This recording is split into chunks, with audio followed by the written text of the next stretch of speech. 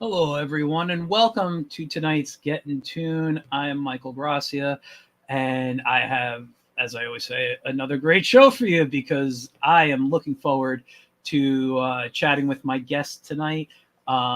Before we bring him on, let me make a couple of announcements. First of all, as always, right there at the Wiz Comic on Facebook and Instagram. Every Wednesday, new strip up by 9 a.m. Eastern. Yeah, so that went up this morning. I'm actually very happy with this week's strip. I'm usually not, but this week I am.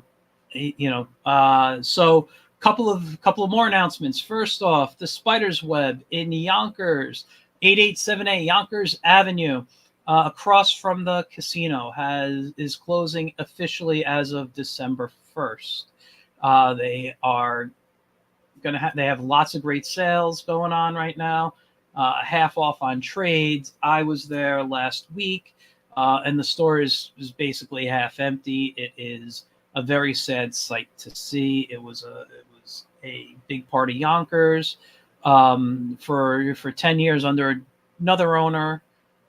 You know, bought by two other guys, and you know it's closing now, and I know one of them is in plans to try to find a new location, but we are going to miss it in Yonkers. It's been a staple, and all us comic fans are great, and the store has been supportive to indie creators from the beginning. It's a great place. Also, Monday night, my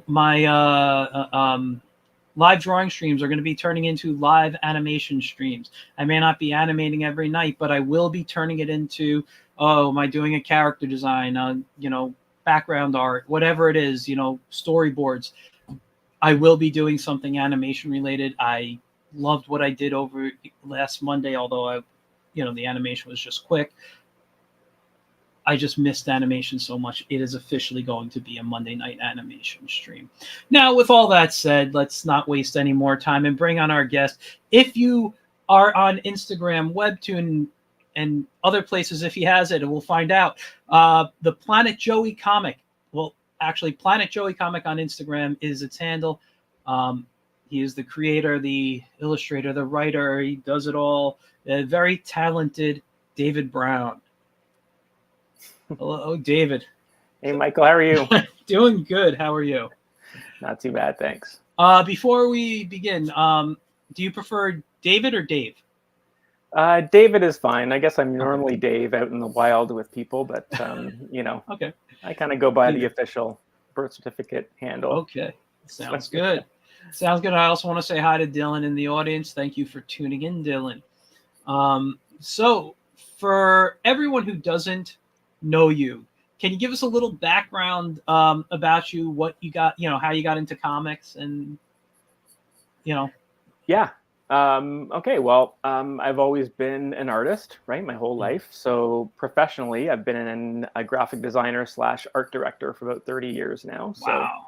So, yeah, so long time in that sort of biz, right? Creating professional artwork and design and stuff. But yeah, going back to childhood, right? I was always drawing as early as I can remember, and I grew up in a small town, so I was always known as like the artist. I think probably like the best artist in town, or in my age group, anyways, or something like that. So yeah, always a fan of cartoons and comics, and I think the earliest memories, why I'm doing this, why I'm doing Planet Joey, is just I've always been in love with like comic strips, right? So as early as I can remember.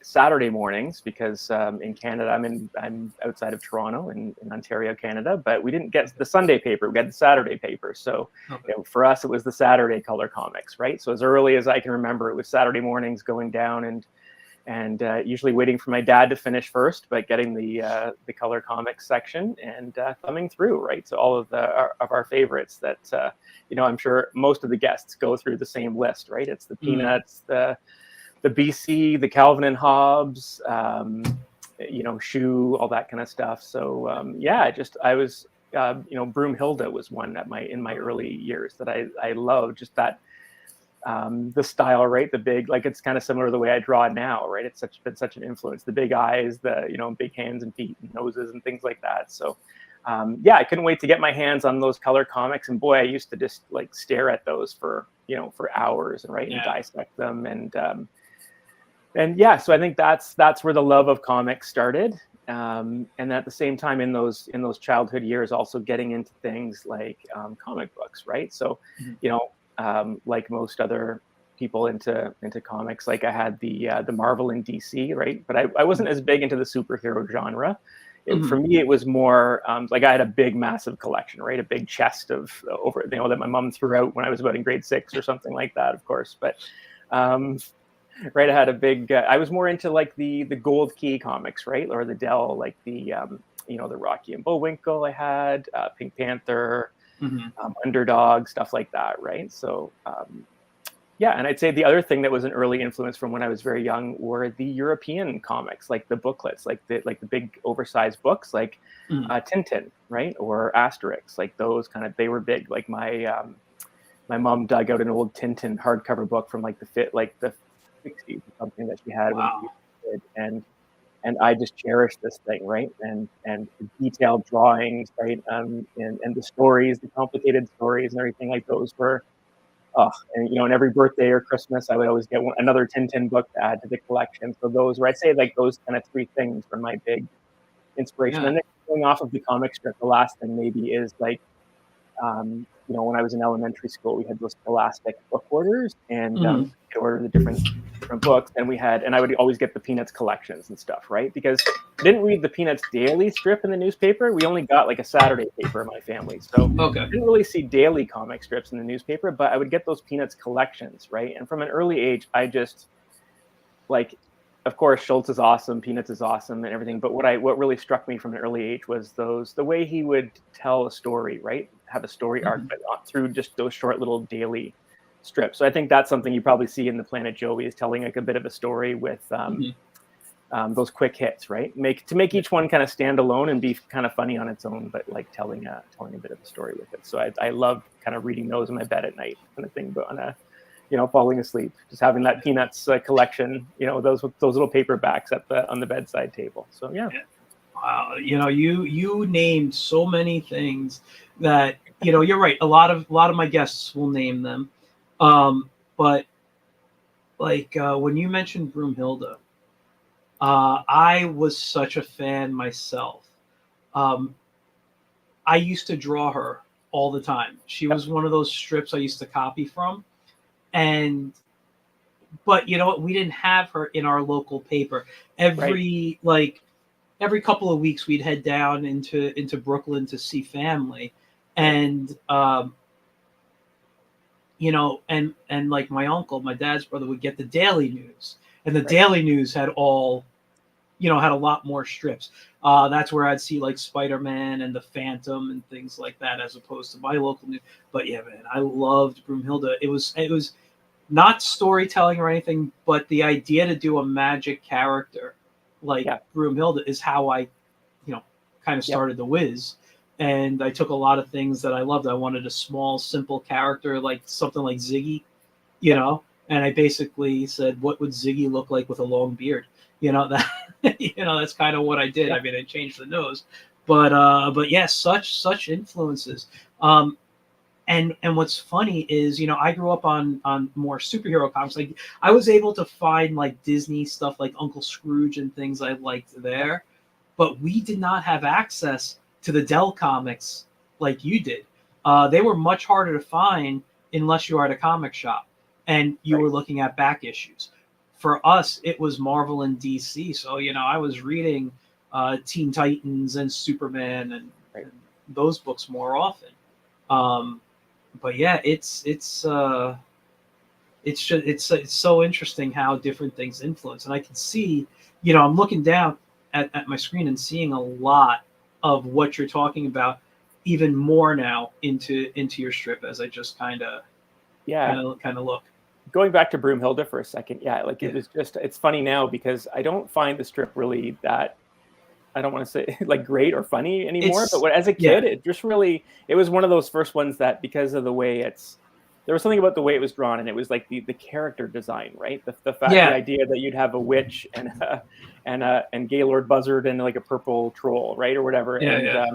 and Russell Myers draws those great like psychedelic environments that they're just kind of Mm. walking through all the time and stuff. And so Yeah. there was something about that I think I just loved, right? Because it was so, but I don't remember like jokes or nothing or things like that didn't really stand out. I was probably too young to get the humor in a lot of it. It was just more for me. It was more the art because Yeah. I come at comics from the art side, right? I think most people probably do. I'm less a writer, more of an artist, right? So Yeah. Yeah. Yeah. Let me just say hi to how's that, James Brastel? Is that how you pronounce it? Just got home just in time. Thanks for that. Even if you missed it, James, it'll be on YouTube, and my Facebook page, as long as they exist. So you can always watch it later. TSL Art Studio. Hello, David and Michael. Good to see you. Can't wait to see more about Planet Joey. I will be showing some strips in a bit. But first, let's just continue with the conversation here. So, okay, so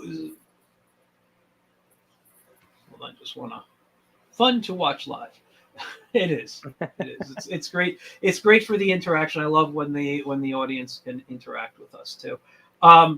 So you had all these influences. You grew up. You went into graphic design, which I did too. I did it professionally for about 7 years before I got out of graphic design. It's funny. I love it, and I taught it for over 20 years, and I love teaching it.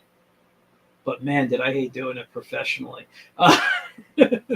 Yeah, it's kind of a love-hate, right? I hear you. But It's what I do. I actually studied illustration in college, so and I taught for a couple of years after I graduated college. Nice. And I taught some courses, like some drawing courses. So it was more like object drawing, perspective, right? I majored in technical illustration, right? So okay. But yeah, I've always worked as a designer. I started doing some Yeah. freelance kind of work after I graduated and then got on board. I've been kind of a designer, art director since, but I've always kind of done some freelance illustration work on the side. No, that's fantastic. I mean, listen, there's not. I will always say there's nothing wrong with graphic design. And for those who enjoy it, man, it is such a great job. I won't go into it, but I was working too many jobs. I think I just burned out. Yeah, And the industry can grind you into dust. You're in the agency world, right? And I was doing a lot of different places, so I was like, okay, it's over for me. And I went into teaching more regularly at that point. But so you went into this career as graphic, as most artists do. I mean, very few cartoonists these days can make a living doing their comic strip full time. What did you try other comics before Planet Joey, and if so, what were they, and how did you put them out? I did not. Planet Joey is the first one that really I moved across the line. Yeah, the very first. So that's kind of when I messaged you earlier on, I said and I think it's on my website too. The kind of the story of it, right? This is 20 years in the making of basically starting and stopping and never really getting enough momentum to kind of put it out there. But this comic I've had in my head and in my sketchbooks for 20 years. My son is 20, and I remember him being a baby, like a newborn, and my wife and I being on vacation, and me having my art pad out, drawing away, getting about 20 of them done, and with having a young family and buying a house and home repairs and commuting into the city to work and stuff like this, or it's just, and having the comic as a side thing you always wanted to do.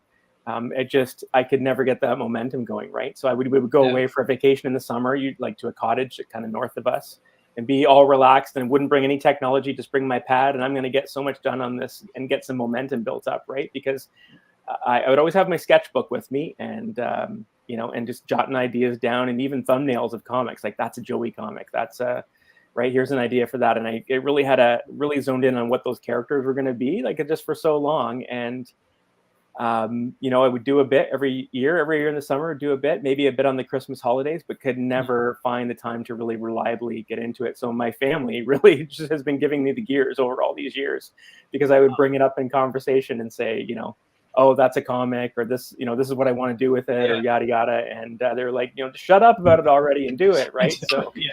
so this is the only comic, and really what did it for me was the pandemic, right? All of a sudden, the global pandemic hits, everything's shut down, Yeah. and it took me about 4 months to get going, right? If things shut down sort of in March of 2020, and by July, I finally, like, it kind of just didn't. I was kind of stressed out and like not really. I was just unsettled, right, and couldn't get started on it. But I felt like this is the time. This is the time. And by July, I kind of got into it, and really it was, and it was just. And I work sort of, we can talk about that later too, but I work sort of traditionally. And I was like, I need to get a workflow that's more digital so I can be faster and more efficient at getting these comics done. But yeah, basically I just got 6 comics done. My buffer was 6, you know what I mean? And I had the site was done for years. I had a WordPress website done that just needed, it had some, you know, fake comics in there just as a framework, but the site was essentially kind of done sitting there on a under construction kind of thing. And so finally in July, August of that pandemic year, 2020, I finally got it together, sat down, made a list, checked things off that list, right? Made background, like made all the little background artwork panels you need on the site and on social media, because I wanted to put all the social media stuff out, like all those pages on the platforms and stuff at the same time. And yeah, I just made a list, chunked through it, got 6 comics done, you know, scheduled them on the website and scheduled them online, and then and it just went from there. So yeah, to go back, it's the only comic, right? A lot of people have tried different things and this and that, right? When I was doing it 20 years ago, I was thinking, oh, I've got to put a package together so I can send to syndicates. And over the 20 years, it's changed, right? There's different ways you can self-publish. You don't have to only go to a syndicate anymore, things like that. So no, this is it. And I've kind of had these characters, and many of the comics and jokes have literally are very close to what I had sketched out years and years ago. So it has been rewarding to kind of finally push it across that finish line and to see, because I could always picture what it would look like, but it was, it seemed like a wild dream. So it's so that's it. I have to say, like James I just took it down and says, Planet Joe is such a relatable comic, a standalone from the start. I got to say, I don't know when I found your comic, but it was in the beginning. Mm-hmm. It might have even been like within the first week you posted it. I probably did a search on Instagram for like comic strips or whatever, and I came across this, and I really first it was the art that drew me in. Mm-hmm. Then it was reading and seeing the stories and stuff. Were your characters, since this is 20 years in the making, were your characters always look the same, or did they go through any changes? Well, that was part of the start and stop over all the years, right? So they were essentially kind of the same, right? Mm-hmm. But it was like every year I would draw a couple, and then you'd go back. What would happen is it was long. I would spend long enough away from the comic that it would. Us as artists, nothing's ever good enough, right? You always go back and want to fix everything up forever and ever, right? So it's a curse, right? So a year later, I would go back and go, that joke's not funny. That character needs to be redesigned. Like, that's not going to work once I start to put him into different poses. Like, I didn't really do a character sheet, which is something I probably should have done sooner, right? So then the next year became, okay, I'm going to redraw that thing that I had done the year before or something, right? So they're more or less kind of in the same vein, but they've changed a little bit. And finally, I think that was it. It was like I'd say maybe 2 or 3 years before the comic launched. I think I finally narrowed down on the look, and so yeah, I kind of went from there. So let's see, what is right out of the gate. You had success. Was 20 years in the making. That's awesome. Congrats. It's listen. You know what's great about what you did is you have a plan. You had a plan. When you finally were able to do it, you're like, okay. And this comes from I'm guessing your years of being like a designer, art director. You know how to organize, and you knew how to set stuff up and what to do. I will tell you with the Wiz, sometimes, most of the time, I draw them Tuesday night. I have such a crazy schedule between my day job and some other stuff that I'm doing, that it's like, okay, it's Tuesday. I punch out of work at 7:30. I work remote, so I'm in my studio. And by like 9 o'clock, I'm drawing the Wiz, and I could be up till 1 a.m. finishing it up. And then, I'm up by 8:30 the next day, and it's like first thing I do is post the Wiz. you know. But yeah, I'd like to get a buffer on that strip. My plan Yeah. was to have a buffer. It just didn't work out that way. Yeah. I had one Um, for a bit, but yeah, yeah. But yeah, I think that's part of the overwhelming thing. God, I'd love to do like almost like a seminar or something for cartoonists that are just starting out. That's probably another interview is like, yeah, how to kind of make it a reality, right? Because yeah. I think have my design background, and I also know how to kind of like I started doing web design for clients in the mid Mhm. 2000s, right? So Yeah, so I kind of taught myself web design, taught myself like WordPress and kind of how to build sites, and I can do domains and hosting. Like I kind of get the back end a little bit, you know what I mean? So I yeah, had enough that I could do that myself, right? Like I yeah, think it's probably daunting for a lot of people yeah, who have a comic, and it's like, how do I get this out into the world, right? So without like, what are the different ways, right? The right ways to go about doing it. So yeah, so I could do that. It was just a matter of me just getting organized about it and just going, okay, like settle down, have a plan of attack, and like this is you got to go through these steps, and yeah, it's been crazy. It was super rewarding to see it finally just out into the world. So yeah, and um, just talking with other cartoonists, right, for the last couple of years or 3 years yeah, on social media, Facebook, Twitter, things like that, Instagram. Like people have done fan art of like Planet Joey fan art. So it's so bizarre and kind of but rewarding at the same time. But yeah.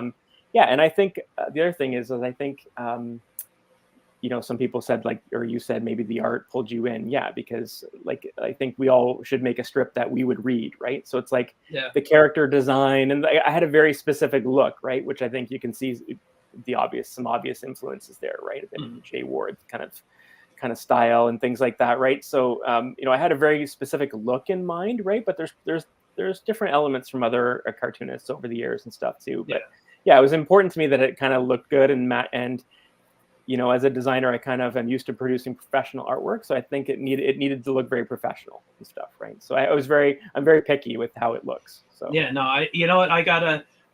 Well, first of all, let me say hi to Thomas Ramirez in the audience. Hi, Tom. Tom is one of the is the owner of the Spider's Web that I was mentioning earlier. I will see you on Friday, Tom, for sure.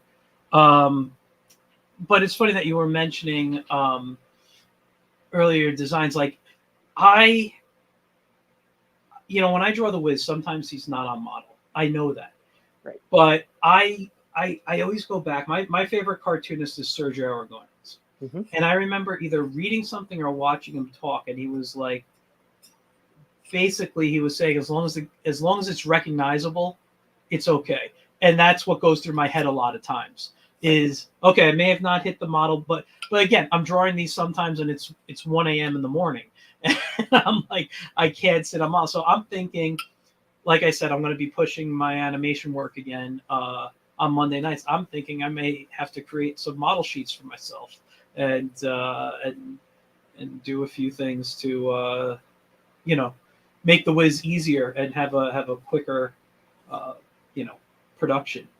Oh, Joe Ryan has come on.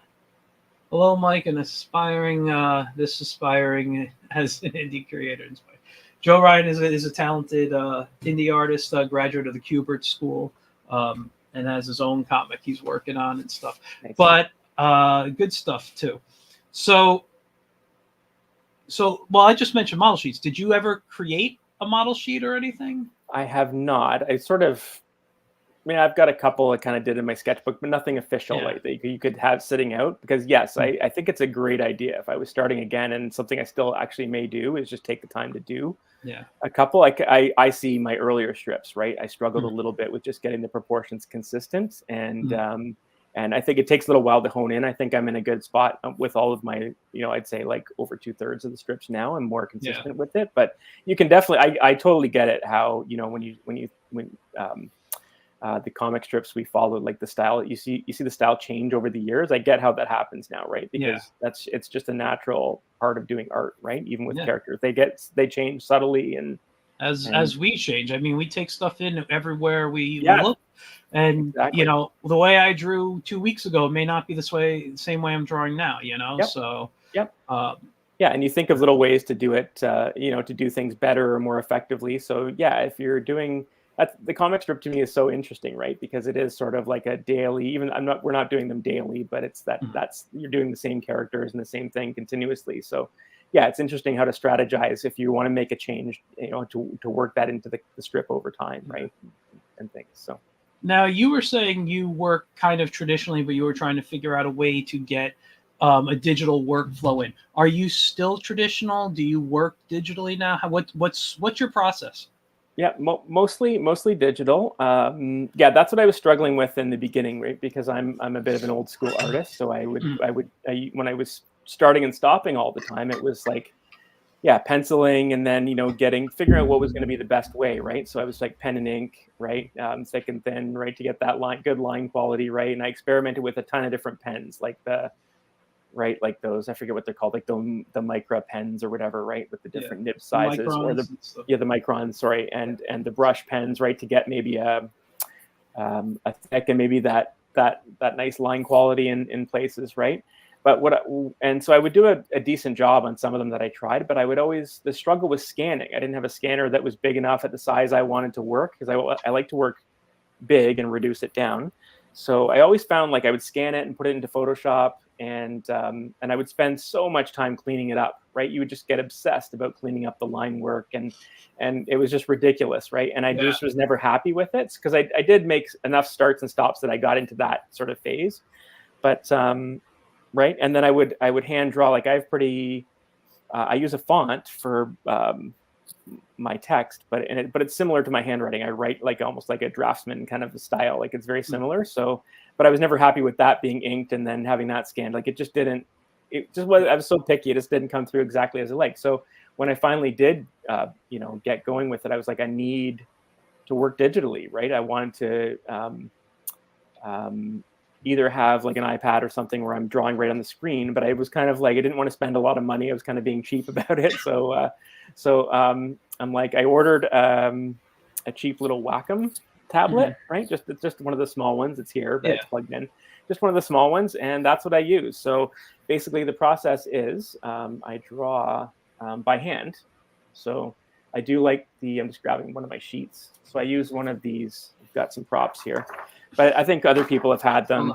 I'm going to give you, let me give you the page. Hold on, the screen. Okay, right there you go. It might not be, I don't know if you can see that. It's very light. Yeah. Yeah. So it's one of these blue line template sheets, right? I print them on cardstock and I kind of keep them in a binder. And so I have a bunch of those printed that I kind of use, right? So they've got all the panels and the lines for the copy divided up. And I start there in pencil on real paper, right? Because I'm kind of old school that way. But I think that what that does is a couple of things. It gets me away from my computer desk, right? Because I'm here so much, right? So that way I can go down to the kitchen table or something and just have a change of scenery, or I'm in front of the TV if I want to. But you're drawing more, and I find like I draw more free when I'm not doing it digitally. I can just sketch because I like to scribble, and the way I'm kind of loose the way I start to draw. I'm the same way. Yeah, get those shapes in, right? It's not so much getting the detail, but get those initial shapes in and get a composition going for each panel. So I like to do that as my first step. And then literally, I'm like, I never had a big scanner that could scan that size.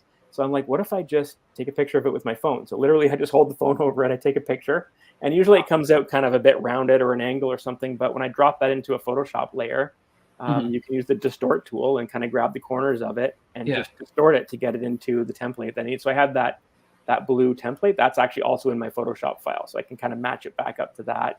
And then literally I trace right over my pencil work with the Wacom tablet in Photoshop. And because like a lot of people will use Clip Studio Pro or whatever, because I've been a designer for all these years and I use Adobe and I pay for it. So that's what I use. Right? That's just the easiest tool for me to get going. So let me tell you, I've been using Photoshop since 1995.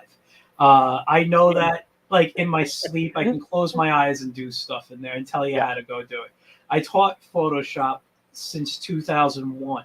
I like know the program inside out. However, I have moved over a bit to Clip Studio Paint because, and this is the only reason, I do want to get away from paying for Adobe because I'm not doing a lot of work with it these days. I'm using Adobe Animate right now, going to be for my live streams because that's what I have access to. But if I could get something like Harmony or TV Paint or something, I would probably switch over to that easily. Right. But also I do have Clip Studio on my iPad, so it's easy to just go back and forth between them. But yeah, I mean, listen, I did probably a good, when I first started the Wiz. I'll say this quickly. When I first started the Wiz, it started out, could I do a strip on my iPad? That's all it was. And I played with different softwares.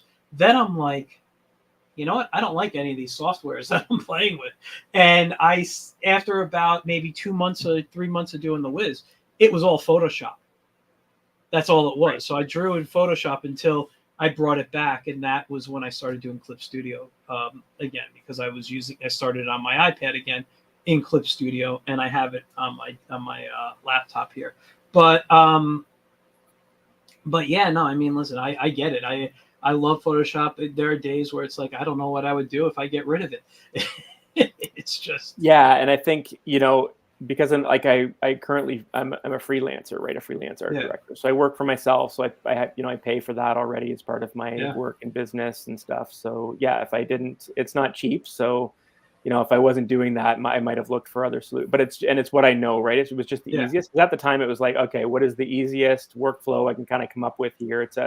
And I got lucky, like in Photoshop, I just tried a couple of brushes, and there's one called Classic Cartoonist. It was like one of the default brushes in Photoshop. I tried it, and I'm like, and I got a good thick and thin out of it, and it's very much like what my pen and ink line work looks like. And I'm like, so what you see is very true to what I would actually ink on paper. That's what I found. And same with the typeface I chose is very similar to what I always imagined and what my handwriting is similar to, right? Yeah. So I think the digital comic I was able to develop was very good representation of kind of my vision for it. So let me just go to a couple of comments. Joe Ryan says, I find Clip Studio great for inking, and it is.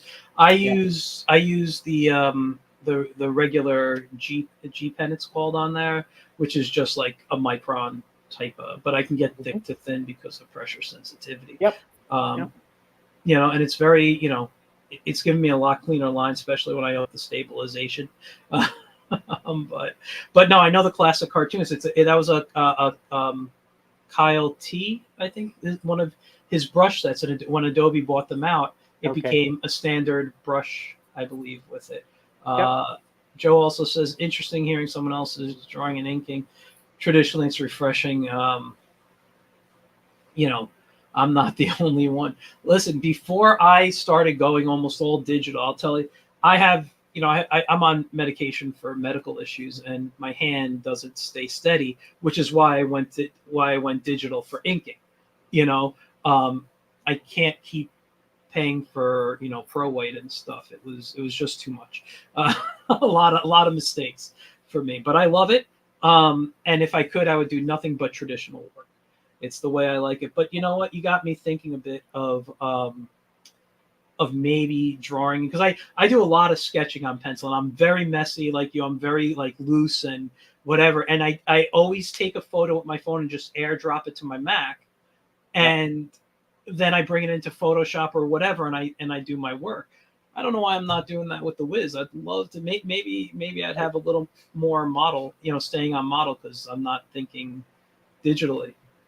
Yeah, like it's worked well. And then when I go to ink, like it just sort of takes the thinking out of it, because I'm just tracing something, right? Like I'm just kind of which is, I guess, what you're kind of doing when you're inking anyways. But I think with the Wacom, it's really reliant on that hand-eye coordination. You know what I mean? That's the only thing that's kind of a pain. I end up, control Zing or command Zing a lot, because it's like, that's not, because you kind of miss the line a little bit. But yeah, so. Yeah. No, I get it. It's hold on. So let me just go to some comments. TSL says, kudos to you guys. I can't get the handle of digital art. I'm a traditional artist by nature, and I am not very tech savvy. Hey, it's okay. Whatever works to get the job done. That's all. Honestly, that's all companies care about. I actually got Clip Studio recently. Had it back in school. It was refreshing to use again. Yeah, listen. It's a great. There's a lot of great softwares out there. it's just a matter of which one becomes your preference. Like you, Photoshop is my go-to for lots of things, but I'm trying to draw in Clip Studio only because I plan to get rid of the Adobe Suite one day. You know, I don't know how long that'll be. I love it too much. But also you're working on a tablet that's not a screen tablet. You have a graphic where you got to look at your screen and your hand has to be off. That I started that way. That drove me nuts. That's what I'm talking about with the hand eye, right? It's like you're just moving the hand, but you're staring at the screen, right? So that it is it was really difficult at first. I was like, okay, I'm sending this tablet back. I can't do this. And but what I did, I played around with, because there's different settings, right? So I work on like a laptop and a larger monitor, right? And I was really struggling because the tablet was set, I think to both monitors maybe, or something like that. But there's a setting where it's like when you're using Photoshop, it will set to just the one monitor, or the one, like, I forget, right? Or the whole. So anyways, once I kind of fiddled with that, I was like, oh, okay, that line is now echoing what I think it should be, right? So once I kind of figured that stupid thing out, then it was like, okay, I'm not too bad at this. And then you just kind of get better over time, right? If I go a little while without drawing, it takes me a couple hours to get back into it again, right? To get that feel back. But once you kind of get into a good rhythm, it's right. But I've had tablets over the years, a couple of different ones, right? I've done some freelance illustration work there. I used to do a lot of early in my career, I did a lot of textbook illustrations, right? A lot of science and maps and things like that for textbooks. And so I remember I used to do a lot of maps, and I got a tablet just so I could draw the rivers and roads and things, right? So because using a Bezier and Illustrator was like insane for something like that. So it's funny. You're making me flash back to my college days. Back in '94, I went to, for those who know my area, I live in Westchester County. There's Westchester Community College, and they opened up a new graphic department up in Peekskill, and that's where I spent a lot of my college time at WCC. And they had tablets, large tablets, hooked up to every computer in the Mac room. Actually, both were Mac rooms, I think. But I don't know if it was in both rooms. Anyway, the one I spent it in, but they were hooked up to an alarm, so you couldn't move the tablet from where it was. So when I would take, I had my stylus in my hand, and I would be like this, looking at the screen, and you just try to move it, and all of a sudden an alarm would go off because you're not able, oh my God. And I had one teacher at one point, he was like, for this class, you will never use the mouse. You have to learn how to use this. And that's how I got good at it.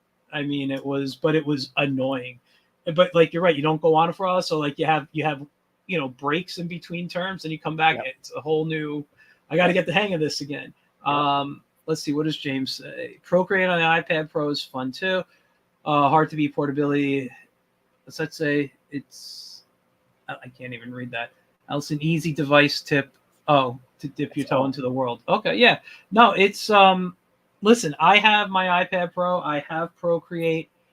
I think some of the brushes are great. You could buy some good stuff, but I don't find it's fun to play in. It's not fun to make comics in my opinion. But I have a lot of pro friends that use Procreate for everything. It's just not my thing. But yes, it is a fun program. And now they're I don't know if it's out officially yet, but the Procreate Dreams for you animators. Oh my God. It's $20. I gotta get my hands on it. It's gorgeous. I don't know if I'll do the stuff I've seen in there, but man, just to have that to play with, that's my Christmas gift this year to myself. Oh. Yeah, no, I downloaded a few other ones. There's this new one called, well, not new one, it's about 2 years old, called Toon Squid. If you're into animation on the iPad, it's supposed to be the best one up until Procreate comes out, because it's basically it has some Procreate feelings to it. It has a little Adobe Animator, Flash, whatever you want to call it, in there. and it's very comfortable. It's easy to maneuver around. You just got to learn the simple, differences. It's not a lot of stuff, but yeah, cool stuff if you're into that. Yeah, so let me show your comic for those watching who've never seen it, because this stuff is gorgeous. And I will say, on drawing alone, on like your design alone, my favorite character is Herb. I draw a lot of bears myself. I have a character called Bernie Bear. I used to do little animations of. He was just a sad, like a just kind of think Droopy. He was my Droopy, and but I just have a little love for that. And you know what it reminds me of a little bit? I had a cartooning book, and I'm trying to think whose cartooning book it was, but it kind of reminds me of the drawing from there, of one of the cartoon bears from there. Yeah, Herb's fun to draw. So yeah, took me a while to hone in on a design sort of, but yeah, I really like it a lot. I love, even here where you don't use the line, like another line, you just kind of have that hard difference there. It's just a nice design piece, like my my background, even though it's cartooning and stuff, was animation. And I'm a big Hanna-Barbera fan. I'm big, I mentioned Jay Ward, we mentioned earlier.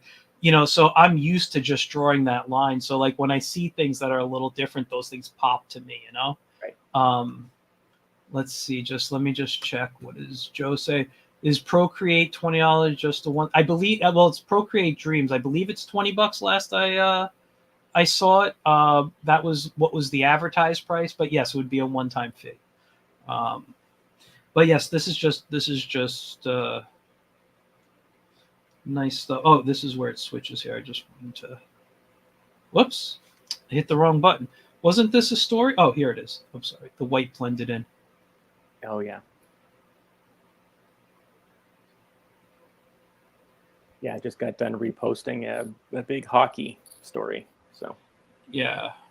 Now, are you a hockey fan, or is this? I am. Yeah. I mean, I've played since I was a kid, and stereotypical Canadian here, I suppose. But but so Joey just went through a big, there's a big hockey adventure sort of a deal. But I try to make it. I realize not everyone's going to be all geeked out about hockey like me, so I try to make it approachable at least. So it's like you don't have to be a hockey expert to kind of get the story or feel for the character or something, right? So. Yeah. No. I agree. Hold on, Joe. I don't know if it's out right now. I have to look. But yeah, no, this is great, and I love, I love how you tell the story without panels going on here. It's just one big panel, and you can just see the movement happening. It's really nice. Yeah. A lot of that composition like this. There's some other ones that I have done that did earlier on that are kind of like a little bit similar to that. A big influence for that was Michael Jancy. I don't know if you're aware of Michael's strip, The Norm, but yes, I've watched his Instagram lives when he. I don't know if he's still doing it, but I used to love to watch him draw and then do his watercolor over it and stuff. Yeah. Yeah. So The Norm was one of my. So when I talk about my influences, right? Like I talked earlier about like some of the ones when I was younger that I kind of fell in love with, but. I would say like about 20 years ago, I discovered Michael Jancy's The Norm. And that is like my modern influence. That kind of reinvigorated me to kind of think about comics again, correct? Because I was kind of young. I was starting a career now. And because I didn't think about comics probably for my teenage years much or college, right? But then I was working, discovered his strip. And he did a lot of, he was syndicated and did a lot of these daily formats where two people would be sort of having a conversation and they'd be up close, then they'd be far away. But it was like a great composition that took you through the strip, right? And so, yeah, I've done a few that are kind of like similar like that. I love that, right? In this format.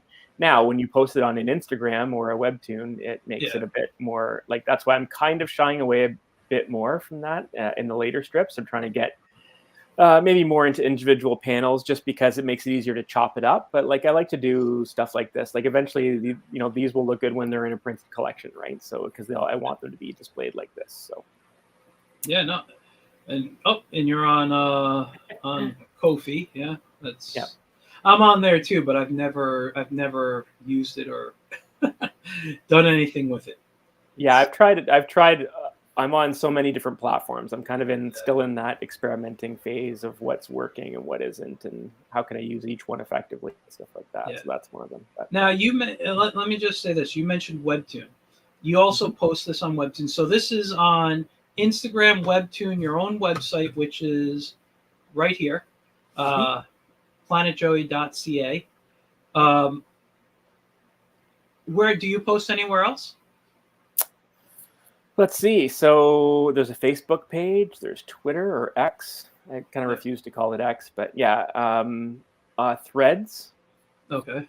Webtoon. There's also another site called webcomicsfeed.com where I post.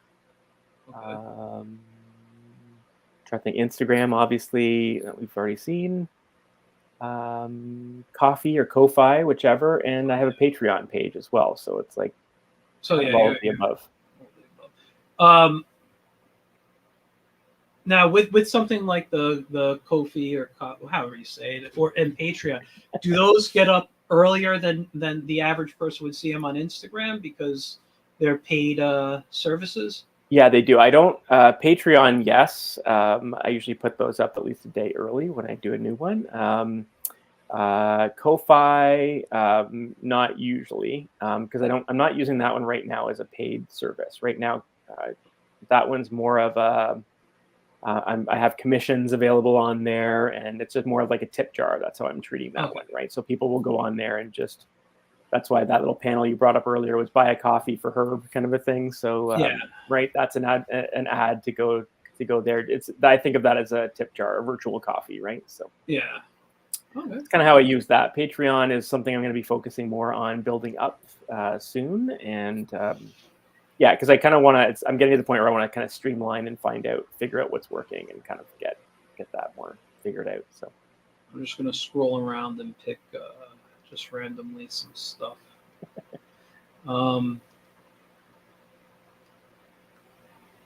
Here I see the Webtoon one, and I know I mentioned this to you. Do you find Webtoon to be a good service for finding fans for a strip like this when Webtoon is primarily like the manga crowd? Yeah, I think it's a bit of a struggle. I don't have that many followers in Webtoon, right? It is more for manga. I just, in the first year that I had launched it, a lot of other,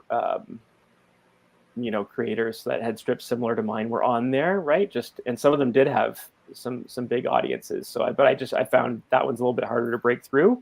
What I do like about Webtoon is I like the interface. Like I like how you can read it. It's easy to read on a mobile device, right? Which more and more people are doing. And I like how someone could go to the start and kind of read through each comic, and wherever you leave off, it kind of leaves a bookmark there, so you can kind of go back to the app at any point and kind of keep on going. So I think what I like about Webtoon is the interface itself. I've been saying for a couple of years now, I'm like, Go Comics, a site like Go Comics that kind of has those strips that would be similar to mine, right? Those newspaper style syndicated strips. Yeah, I feel like they should be going to an interface that's very similar to Webtoon. Maybe not in the vertical scroll as much, or at least give you the option to kind of look at it either way. But I like how they bookmark and how you can go and dive into each strip and kind of read all the way through. So, but I guess that's because Webtoon's probably more geared for like stories, and my strip has small story arcs, right? So no, it makes sense. I mean, I go on Go Comics a lot. I like that site. I read a lot. Actually, I believe it's on there. One of my when you were talking about Michael Jancy as one of your modern influences, one of mine is Dan Thompson, who does Rip Haywire and stuff. I love Rip Haywire is one of my all-time favorite. Yeah, I guess if you want to call it modern comics, I think it's hysterical. Watching his work on pop up on Instagram or just and not even being ripped, because he'll just like, I have this idea I was reading Kirby comics the other night, and here's this barbarian I drew or whatever, Kirby-esque sci-fi, and I'm just like, man. Yeah, Dan Thompson's great. I love his work. I love Rip Haywire. His other strip Harley is super fun as well. But yeah, he has a great style, right? It's so loose and yeah, it's cool. He's just, and yeah, like you said, he's just drawing all the time, right? And he's just if only I had as much as his time. Yeah. Wow. Yeah, he's really good. There's so many great like sort of independent creators out there right now. So yeah, no, that that's one of the things that I thought was great about the pandemic. I mean, everybody was just like, now it's time because I have the time to do stuff, and we're seeing this what's the word I'm looking for? I don't know, this surge of new creators just popping up everywhere, and a lot of it came out of that time. I mean, the show came out at that time. There you go. So it's this is great stuff. Very nice. Join us on Patreon. Nice. Yeah. There you go. I like the simplicity in your ads very much. Thanks. Yeah, I mean, good sense of fonts. Well, I mean, that comes from your design background, but yeah, I these days I sometimes struggle with fonts. I'm actually not happy with the font I'm using for the Wiz, so I gotta look. I've been thinking of hand lettering, going back to that, even digitally hand lettering it, but I don't know if I have the patience. But yeah, man, this is great stuff. So tell us, you've had this strip in your head for 20 plus years. You're doing all this, but how did you come up with the characters? What made you say Herb's going to be a bear? Like all this stuff. Tell me how these characters, came to be. Well, I would say Joey as the main character is pretty much based on, I think he's me, right? Like he's sort of like a 10 to 12-year-old kid. He's kind of clever. He's a dreamer. He's imaginative and stuff. And and I kind of just, and I think he's a bit of, maybe Charlie Brown, there's a bit of that there. But I want him to be someone you root for. And, and I just imagined kind of like, so I mean, his story really is that he moves from the big city to the small town, right? And then to deal with sort of the stress or the worry of that, he kind of conjures up these kind of characters around him. So that's kind of where Herb comes from. It's this whole concept of imaginary friends. So Herb's sort of like his bear that has come to life and is just so yeah. I mean, Herb came from, so Joey first of all came from. I mean, he's named after my nephew, who was like the first child in the next generation, sort of a thing in my family. But he was like he had red curly hair, so that there was just something about that I thought was so cute, and so he was always my vision. And I just, there was something about the name Joey that kind of just sounded like good and innocent and kind or something. So I don't know. So that kind of stuck. So the name's always been Joey for so long, and yeah, and Herb was just, I have it over on my shelf, but there's an old stuffed bear that I had that was burgundy. And kind of had like a white muzzle through the center of its head. It's all beat up and stuff. And I had something I always kept since I was very young. So it's just been in a box somewhere or on a shelf or something. And yeah, so, I don't know where the name Herb came from. I think I was just trying to come up with something that was funny. But the Herb character is pretty interesting to me. He's probably my favorite character in it. So Joey's very like sort of autobiographical almost. It's like a lot of his stories and adventures are kind of inspired by some things I went through as a kid or just events and things, right? They might be embellished, but they're kind of inspired at least by that. Some are not embellished, like the big hockey punch storyline that I just kind of did. That's actually a real thing that happened, but that I did. But oh really? Yeah, that's another story. But but I think the Herb character is pretty interesting, right? Because he's sort of so he's a bear, yes, but he's a bit of a quirky bear, right? Like he's sort of he's very eccentric. He likes the finer things in life, right? He likes drinking coffee or like latte espresso and reading the paper and Architectural Digest and fancy furniture, architecture, things like that. So I wanted him to be sort of like an oxymoron, you know what I mean? Like So, but I had a friend back in high school and college that was very much like that's sort of where Herb comes from a little bit. He was a real big, huge guy, and he was always kind of slobby and dirty and unkempt and everything. And he played rugby, so he was always rough and tumble.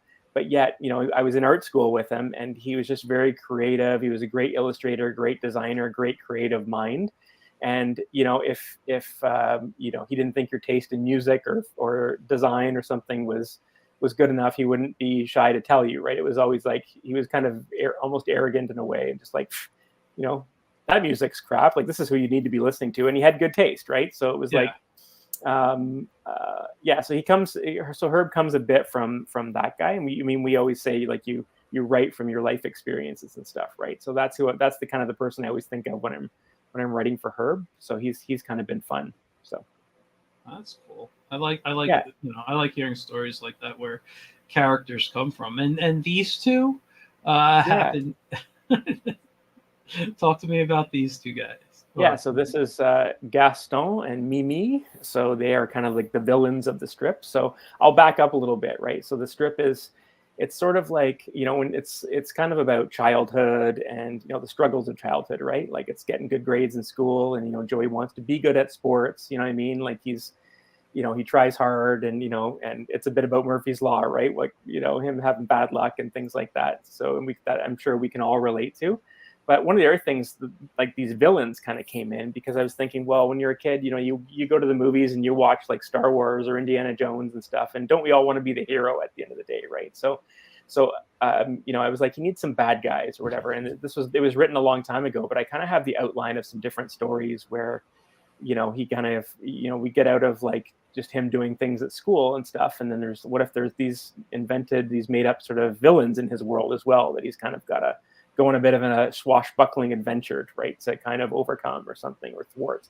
So, and they are, very, I think you can obviously tell they're very obviously Boris and Natasha inspired from Bullwinkle, right? But I also think of them as more of the French Canadian like Bond villains maybe or something, right? Where Gaston is this inventor, this evil inventor, maybe like a Simon Bar Sinister from Underdog or something, right? And Mimi is sort of like the femme fatale or whatever. She's a fat. And so over the course of the strips, when I've kind of put them in, I've tried to give them a bit, like, develop their characters a little bit too, and have some kind of comedy between them, right? But I've got some big plans for them. I just kind of got to get there with it. But so I've written some longer form sort of stories where they're kind of after something, and it's more of an adventure. But very much it will be in the vein of because I love the old Bullwinkle cartoons, the Jay Ward, right? Yeah. Like those frolicking adventures that went on for like 30 episodes or something, but they were totally not serious, and it didn't matter where you jumped in or jumped out. They were just kind of silly, right? And so that's sort of what it is, right? Stories that might be kind of a flimsy reason or for happening, but he's kind of got to defeat these incompetent bad guys and stuff. So that's sort of where they came from too. And I guess I've just made them as like characters in the strip now, right? They're kind of random, but right? And I've got an announcer guy that kind of, he's the narrator sort of thing, so he springs up every now and then. It's great. I'm just giving the audience a moment to read before I move on. I love this guy. I'm actually remember in the beginning of the show before I brought you on, I said one of the things I'm going to do my Monday night things is to what's it called, animate an intro for this show, and I've been writing different bits, and one has a narrator, and I was looking at the microphone that you drew for him, and I'm like, oh my god, I'm kind of like, I was looking at old microphones, and I'm like, I sketched one that looked like that a couple of weeks ago. Yep. Yep. I don't think I'm going to go with this one, but it just kind of gave me that wow, I love it. And we spread this one here. And over the comic strip once and for all. I'm just in that take it up with the cartoonist. I like to break the fourth wall a lot too. There's been a few. Yeah, I've done that a couple of times already, but this is just great. I love it. I love, and you do something not a lot of cartoonists do, is you actually add shadow. A lot of comics Right. are very flat colors. I mean, yeah, some add, that half tone effect, and Yep. some people will just leave it flat. But I like the little hint of shadow here on his neck and highlight on his head and nose. Excuse me, and fingers. Because you Yeah, use it I very debated subtle. whether or not to do that, right, when I was Mm, kind of starting it, and yeah, I just feel like it's pretty subtle. It's not they're not big highlights or anything, but they kind of just add a little bit more depth, right? So yeah, I noticed that on a picture. I believe it was Herb and Joey walking, like maybe they were in a park or something, and on mhm. the sidewalk you see their shadow, but like you don't Yeah, really pay attention. But I'm looking at everything when I see your stuff here. It's great. I love it. And this really does feel like a when I look at something like this, something like I could see in a Bullwinkle comic. right. And which I wanted to ask you, do you happen to have any of the Bullwinkle comic collections in your home? Yeah, I do actually. I've got one right here. So I don't know if you're referring to because there were comic books of Bullwinkle, but one thing I found a few years ago was that there was actually a Bullwinkle daily strip. That's what I was talking about. Yes. Yeah, by Al Kilgore, and I found that years ago, and I said, like, if I could make Planet Joey look like something, like in terms of the handwriting, the art style, the line work and stuff, like I want it to look like that, right? It's just I love that like Al Kilgore's look. Yeah. And I had it. So just last year on Amazon, I found a guy who went and he dug up every Bullwinkle daily strip that he could find from its years of syndication, which was only like 2.5 years, I think, or something in Yeah. the Yeah. 60s. And he published two collections, and And just they grabbing are it right. on my Christmas list this year. Yeah, How do you like it? Because I've read some reviews somewhere negative about the book, but I from what I saw somebody on like YouTube flipping through it. It just looks amazing to me. I think it's amazing just to have it, right? Yeah, Because this guy. So some of them he couldn't collect. I'll hold up a couple of pages, but it's yeah. fantastic work. I don't know if you Oh can wow, yeah, I can see that. Wow, right just to get a sense of it, but my God, that is awesome.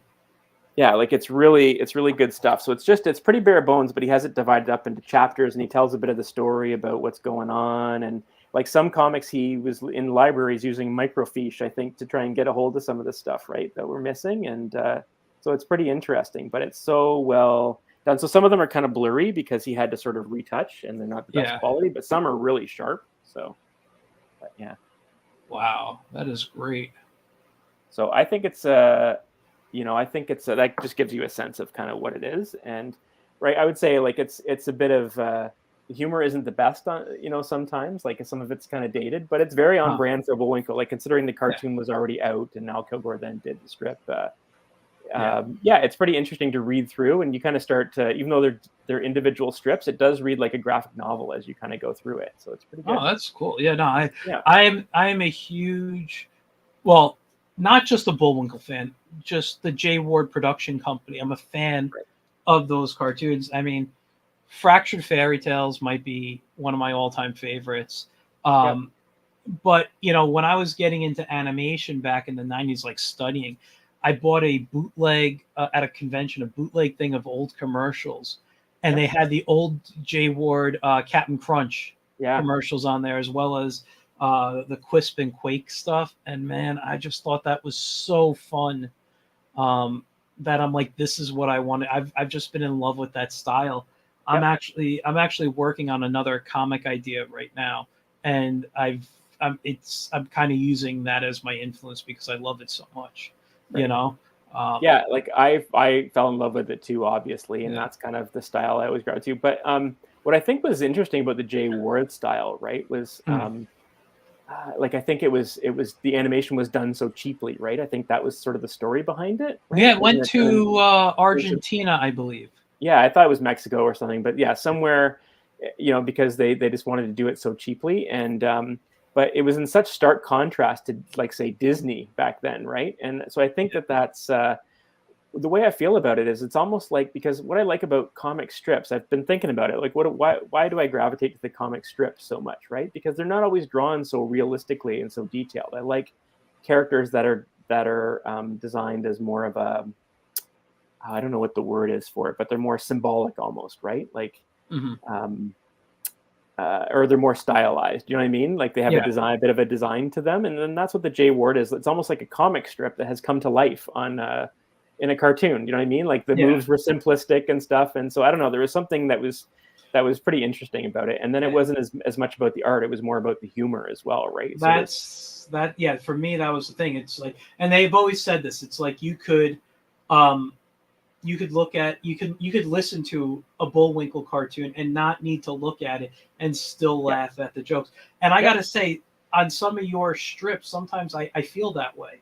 I feel that the way you write, it does have that, not on every single strip, because there are some things you do that are visual and you need to see, right. but there are certain things I'll just listen to. And like, even something like this one, I mean, yeah, it's going to be funnier when you see this, but if you're listening to the voices, I could hear, a little rougher bear voice, and there's someone in the bed with him. You know what I mean? Right, right. Like it's just it's great that you could do this, man.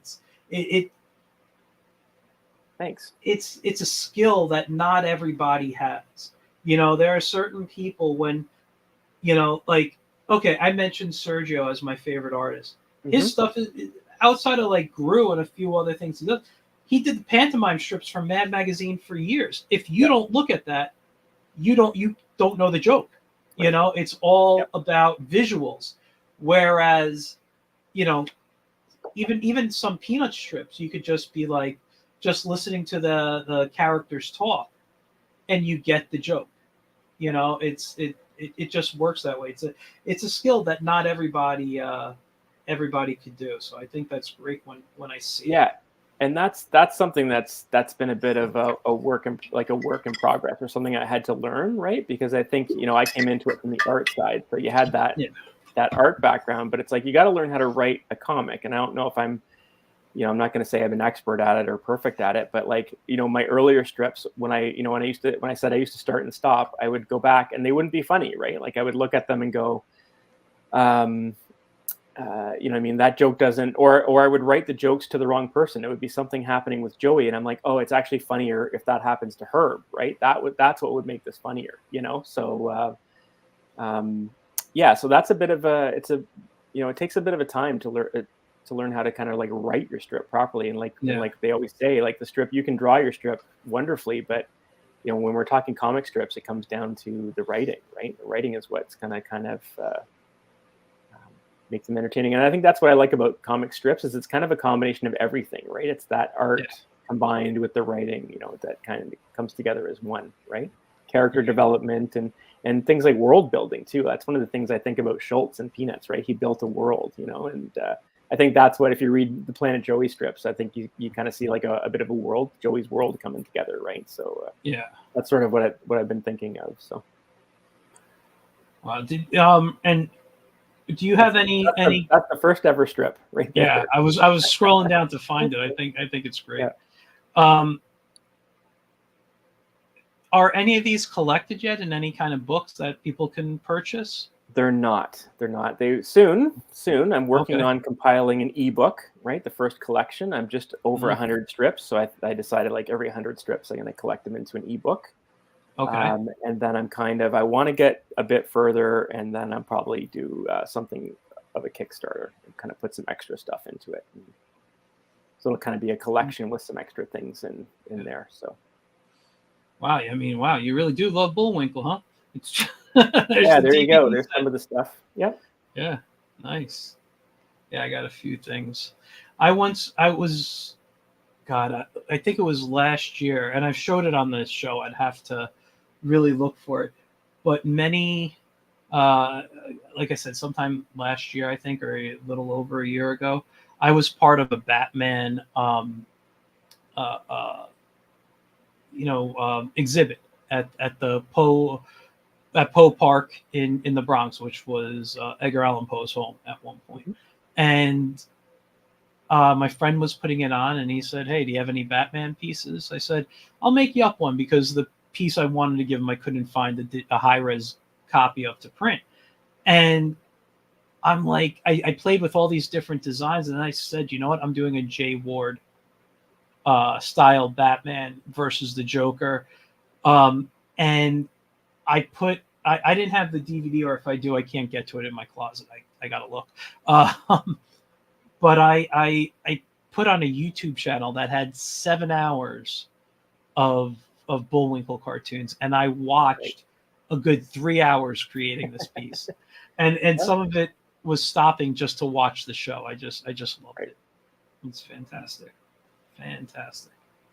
stuff here. Yeah, you got such. I love the ideas that you have here. Now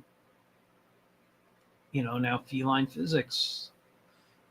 Yeah, so feline physics is a lot of fun. I can talk to that. Yeah, go for it. So Joey's cat is named Penelope, right? His pet cat, and of course she came to life as soon as he's started moving as well.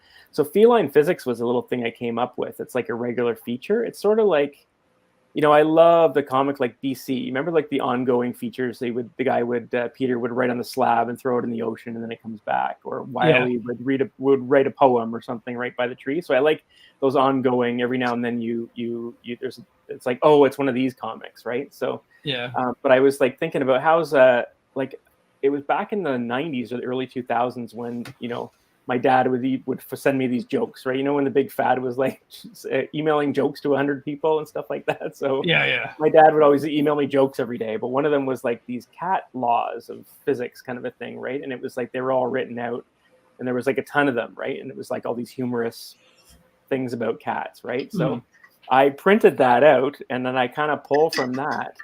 So I used, and I'm like, these are good jokes for Joey's cat, right? And how can I weave that into a comic? And I was like, make a feature called Feline Physics, because each one is based on one of these laws, right? But then I write a little strip around it, right? So it's I love how the composition of this of the strip comes together with my logo at the beginning, like the Feline Physics, and then I've got in the yellow bar across the top, it's whatever the law is, and then I kind of just do a comic that kind of exemplifies it, right? So it's the example of that law. So anyways, those are kind of fun. And it's a good way, because what I was thinking too when I started the strip was like when I was putting characters into it, and that's one other reason why I had villains and then I had Joey's pet cat and stuff, was like, if I'm going to submit to syndicates, they kind of want to know how is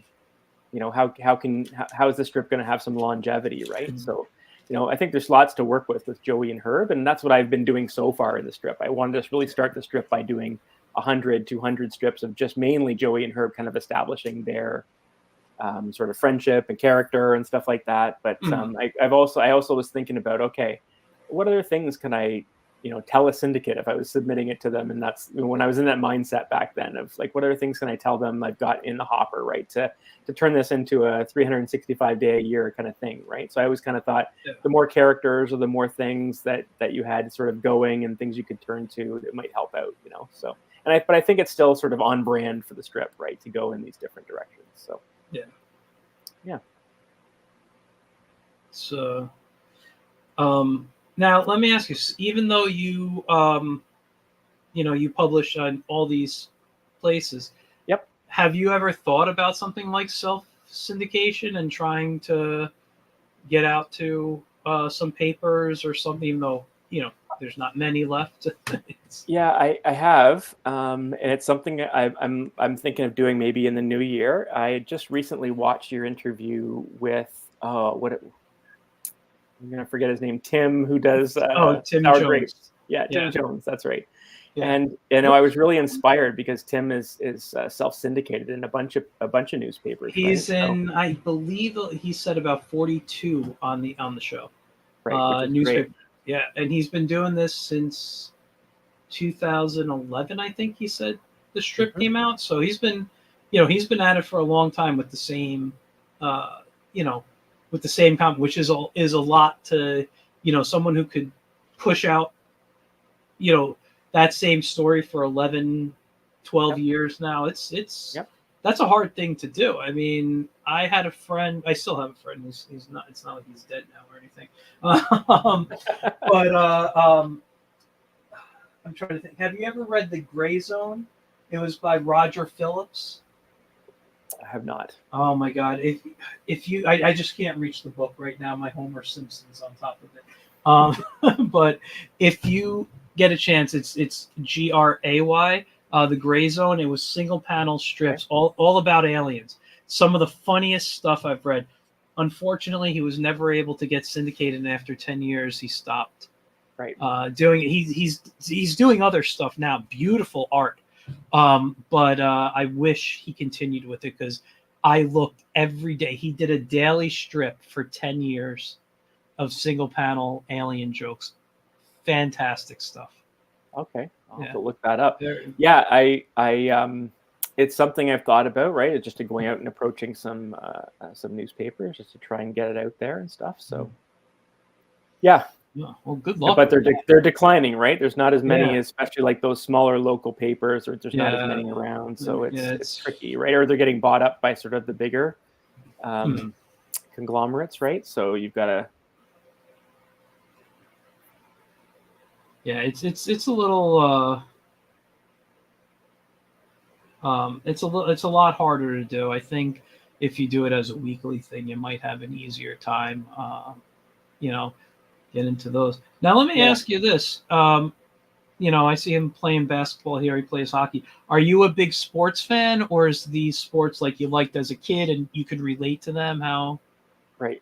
No, I'm a big sports fan, so that's why there's a fair bit of sports in the strip, and that's why Joey he so desperately wants to be great at sports, but he's not. So because I kind of play everything, and to varying degrees of success, but yeah. It's mostly like when I was young, like all of my friends played hockey from the time they were probably in kindergarten, and I got kind of a late start. I was drawing and into art, and I wasn't really into sports. So by the time I kind of got into it, I was sort of needed to be a late bloomer and catch up, right? So so I can relate to starting hockey when I was about in grade 5 and not being able to skate very well, and everyone's so far along and you're struggling. So that first goal that you score is such a big deal and stuff like that. So it's.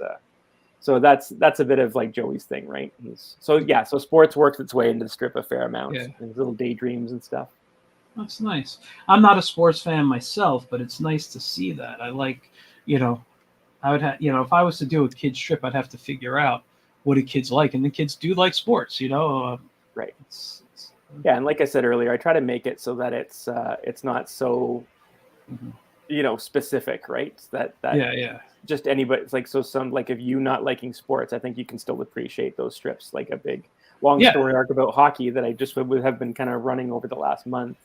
I think a lot of people, I get comments from friends and stuff that aren't sports fans that kind of relate to it and find it entertaining, right? So I try to do it in that approachable way. So was this just looking, this is a fan strip? Yeah, this was somebody who lives close to me actually publishes comic books called The Adventures of Lollipop. So this was to celebrate her 20th anniversary of publishing. Oh, nice. So I did like a guest strip kind of with her characters visiting Cold Springs where Joey lives. Yeah. So. Before I saw it, it reminded me of someone else's art, and I can't place it. And I'm like, no, but it's like a syndicated cartoonist. And I was like, right, who is this? And I'm like, oh, wait, did you work with this person? And I was like looking for the name. It could be a style, but it's nice. I like it. I like it a lot. That's a nice, clean style too. That's what I've. It's funny. Like I say, I draw very messy. I'm very sketchy, but I've always, and I don't know if this is my animation background. I don't know if this is my love of things like Beetle Bailey and those type of strips. But I'm always like clean lines are what I love to look at. Right. And that's one of the things with your strip. I mean, they're beautiful. I'm just looking here. I love the, I know the pen that you're using. I've played with it. It's a really nice pen. I think I even did a couple of Wiz strips in it when I was testing, because you'll see that every now and then I'll draw the Wiz in a different pen because I'm just like, oh, what's this going to look like? And just see if the audience likes it or not, Yep. So. Yeah, what I like about that that brush that I'm using in Photoshop too, the classic cartoonist, is it does have just a little bit of a wobble to it, so it's clean, but and I get the thick and thins with it, but it has just a bit of a texture, a tooth to the Yeah, no, I like the that. line, right? That just gives it something that looks, Yeah. like it could be hand drawn. That's sort of the look I was going for. I didn't want it to look immediately like, oh, that's a digitally inked strip. I wanted it to kind of look like this person could have inked the strip on paper, right? Yeah, and that's what I tried for a while. I'm Yeah. very clean right now, but I'm thinking, I was looking at other brushes. God, was on Sunday, I think I was just like, oh, how does this look? How does I was because I before the Kyle T brushes were absorbed by Adobe, I purchased the Kyle T brushes, so I have them all, and I have them all imported into Photoshop, and I just go in every now and then and say, because I could pull a brush from Photoshop and bring it into Clip Studio, so there is a way to do that. So it's like, hey, if I want to continue, and that's another reason I don't want to lose Photoshop, is I have so many brushes that I've paid for that I love. You know, oh, it's nice. I like that. Yeah, wow, man, this is just, I don't know what else to say. I'm just so impressed by the quality you constantly put out, the way you have built this strip up. It's I don't know, it's just really very good. kind of you. Yeah, it's just, I'm looking at your followers and I wish I was seeing a higher number. I feel so many more people should be like reading this strip. And what I also like about it is, here I am in New York, you're in Canada. You don't have to be from Canada to enjoy the strip. You have characters that are Canadian, like where was it here?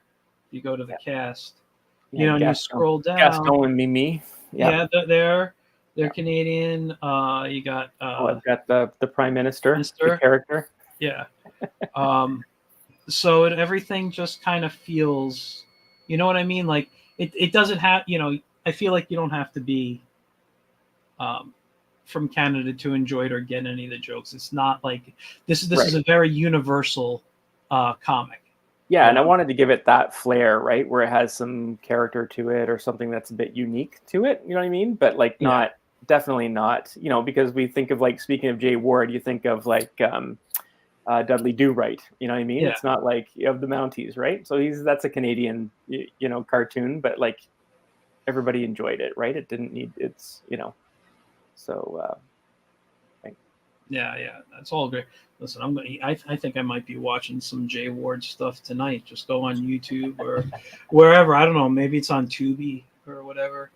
I'll look for his stuff tonight. But I also, and this is something I haven't said in a while, and it's not against anybody I've had in the past, because there's been a couple. I'm always inspired every time I talk to another artist. I see stuff and I'm just like, wow, and I'm so inspired to go draw right now. Oh, like great. Just turn on cartoons and draw like when I was a little kid. That's what your strip is making me want to do right now. I love it. That's great. Thanks. Stuff.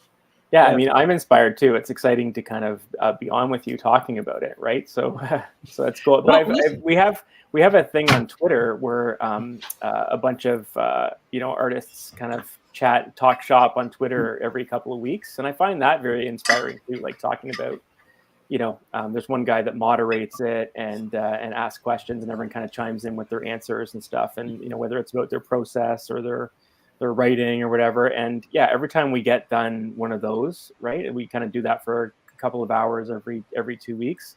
I'm so inspired to seeing everybody else's work and hearing about their process or just their comic and stuff. I find it inspiring too. It's like, I just want to get off there and go start creating, right? So wow, that's nice. I mean, I didn't know a group on Twitter existed like that. That is fantastic. Yeah, there are reasonable people here and there. Yeah.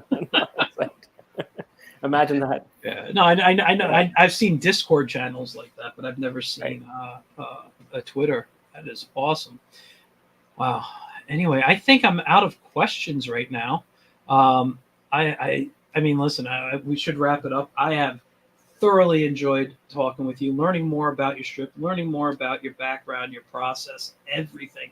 I mean, this is just a great strip, um, and that's why I was asking you about self syndication. I do see this, going out there and you know getting in the hands of other people. This is great stuff. It really Oh, well, is. thanks. It's very, very kind of you to say that. Yeah, I'm planning in the new year to prep a couple of packages to send to syndicates, right, to the big Okay. ones, just to see how that goes, But in the meantime, just planning to keep on doing what I'm doing here and kind of. But yeah, that's the thing now. It's tough on social media, right? Yeah. I feel like by the time I launched mine, we're in sort of like a phase of social media where the algorithms are kind of working against you, right? So it's hard to kind of break through, and it's more about video now, and I'm not sure how that really works for me. So in terms of promoting the strip, so I can yeah, talk to you I about feel like that. Instagram. Yeah, sorry. I don't know. I'm sorry. No, I have ideas on video stuff that I think I could talk to you about that could be good for you. Okay. But let me drop you backstage and hang out for a few minutes. I'm just going to do my closing, and I'll talk to you in a few. How did we go an hour and a half all of a sudden? I know that's what I'm saying. It's like I feel like we just started talking. But thank you for coming on. I will definitely want to have you back in the future. Whether it's about Planet Joey or some other just conversation. Really enjoyed chatting with you, man. It really was a pleasure. I enjoyed it too. Thanks, Michael, for having me, and yeah, it's great. All right, I'll be with you Back in a moment. anytime. All right, cool. I'll be with you in a moment. Okay, great. All right, guys. So that was tonight's show. David is a great cartoonist. Sorry, I'm just moving my mouse around because I forgot to do something I wanted to do in the beginning of the show, and that was to share his Instagram link. Where is my mouse? Sorry, I got 3 monitors here. It's driving me nuts. All right, this will go to Instagram, Facebook, YouTube, and Twitch. Feel free to click the link and make sure you follow David. He's got, Planet Joey is a great strip. I love what he's doing with it. Every time I see it posted on Instagram, I go and I read it. And with that, guys, I will be back next week with another guest. And remember, Spider's Web is closing this Friday, 887A Yonkers Avenue in Yonkers, across from the casino. It's got some good deals going on right now. It's again sad to see it go, but we will, it will be missed, but hopefully it lives on. Yeah, Monday I'll be on. Whether if I'm not animating, I'm going to be doing something dealing with animation, maybe character design, backgrounds. We'll see. Anyway, guys, I will see you all next week. You guys have a great rest of your week and weekend, and see you soon.